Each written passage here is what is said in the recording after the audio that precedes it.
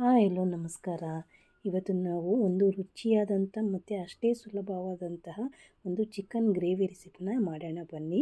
ನಾನು ಒಂದು ಅರ್ಧ ಕೆ.ಜಿ ಚಿಕನ್ಗೆ ಒಂದು 4 ಟೇಬಲ್ ಸ್ಪೂನ್ ಆಯಿಲು ಮತ್ತು ಅರ್ಧ ಈರುಳ್ಳಿ, ಉಪ್ಪು ಮತ್ತು ಅರಿಶಿನ ಹಾಕಿ ಸ್ವಲ್ಪ ಇಲ್ಲಿ ಫ್ರೈ ಮಾಡ್ಕೊಳ್ತಾ ಇದ್ದೀನಿ. ಇದರಲ್ಲಿ ಗ್ರೇವಿಗೆ ಮಸಾಲೆ ರೆಡಿ ಮಾಡ್ಕೊಳ್ಳೋಣ. ಇಲ್ಲಿ ಚಕ್ಕೆ, ಲವಂಗ, ಶುಂಠಿ, ಮೆಣಸು, ಬೆಳ್ಳುಳ್ಳಿ, ಈರುಳ್ಳಿ, ಗುಂಟೂರು ಮೆಣಸಿನ್ಕಾಯಿ 3, ಹಸಿರು ಮೆಣಸಿನ್ಕಾಯಿ 3, ಟೊಮೊಟೊ 1, ಹುರ್ಗಡ್ಲೆ, ಗಸಗಸೆ, ಬ್ಯಾಡಗೆ ಮೆಣಸಿನ್ಕಾಯಿ 4, ಒಂದು 2 ಸ್ಪೂನಷ್ಟು ಕಾಯಿ ತುರಿನ ಹಾಕ್ಕೊಂಡು ಎಲ್ಲನೂ ಫ್ರೈ ಮಾಡ್ಕೊಂಡಿದ್ದೀನಿ.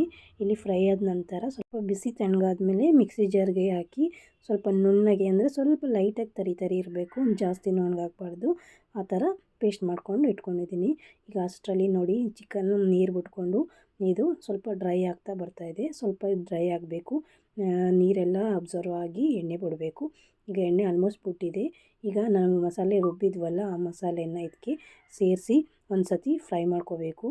ಫ್ರೈ ಆದ ನಂತರ ಇಲ್ಲಿ ಚಿಕನ್ಗೆ ಬೇಯಲಿಕ್ಕೆ ಎಷ್ಟು ನೀರು ಬೇಕೋ ಅಷ್ಟನ್ನು ಇಲ್ಲಿ ಅಡ್ಜಸ್ಟ್ ಮಾಡ್ಕೋಬೇಕು.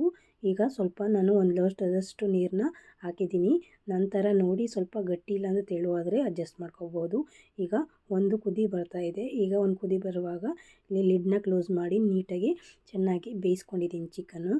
ಈಗ ನೋಡಿ ಆಲ್ಮೋಸ್ಟು ಚಿಕನ್ ಗ್ರೇವಿ ರೆಡಿ ಆಗ್ತಾ ಬರ್ತಾ ಇದೆ. ಈಗ ಸ್ವಲ್ಪ ನಾನು ಚಿಕನ್ ಬೇಯಿಸುವಾಗಲೇ ಕೂಡ ಉಪ್ಪು ಹಾಕಿದೆ. ಈಗ ಗ್ರೇವಿಗೆ ಸ್ವಲ್ಪ ಸೇರಿಸ್ಕೊಳ್ಳಿ. ಫೈನಲಿ ಕೊತ್ತಂಬರಿ ಸೊಪ್ಪನ್ನ ಸೇರಿಸಿ ಒಂದು ಕುದಿ ಬಂದರೆ ಚಿಕನ್ ಗ್ರೇವಿ ರೆಡಿ. ತುಂಬಾ ಚೆನ್ನಾಗಿರುತ್ತೆ ಈ ಗ್ರೇವಿ ಅಂತೂ. ಇಲ್ಲಿ ನಮ್ಮ ಮನೆಯಲ್ಲಂತೂ ತುಂಬಾ ಇಷ್ಟ ಈ ಗ್ರೇವಿ.